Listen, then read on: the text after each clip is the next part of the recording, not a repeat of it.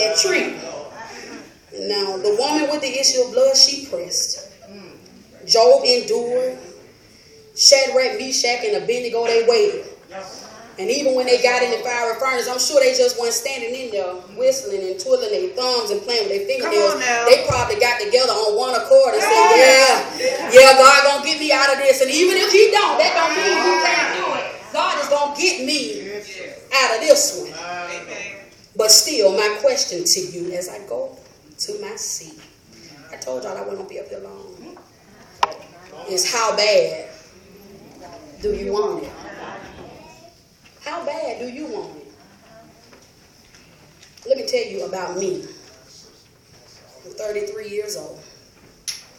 And around about 25, I met a guy, and we hooked up. Because I was like, oh Lord, this is it. And word was spoken over me to say, yep, this is your husband, and God is blessing this, and and then learning things at a young age, young in the Lord. It's like, okay, this is it. So we get together, we get married, and things are going well, and then things got rocky. But I was still there. People around me were like, why are you still with him? Why, I was still there. Because the word said that he was it. So he still continued to do what he thought he was man enough to do. And I was still pressing. I'm like, Lord, when you going to get me out? Jesus, I'm tired of crying, Lord.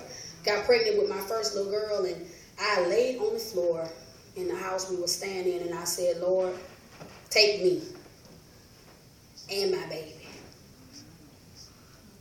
I didn't want to press. I didn't want to wait. I didn't want to endure. I didn't want to sing. I didn't want to pray. I didn't want to think nothing. Let me just say this and die. I don't want to do it anymore. But as time went on, and I hooked up with some great women and learned a lot, about the Lord, and came really into kind of who I am and learning me and knowing more about God. I said, oh, okay. And see, these was church folk. It don't always be the ones that's in the street that'll hurt you. It could be them same folk that sit on your row, that thorn in your flesh that's sitting right there next to you. They might hold your hand when the pastor say, okay, hold hands. They hold your hands, but it's them same ones that's secretly trying to kill you, secretly giving you a drink, but they put poison in the drink that they give you. Them same ones. But though they slay me, yet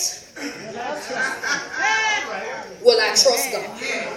I got to the point where I was suicidal. I said, God, I'm done.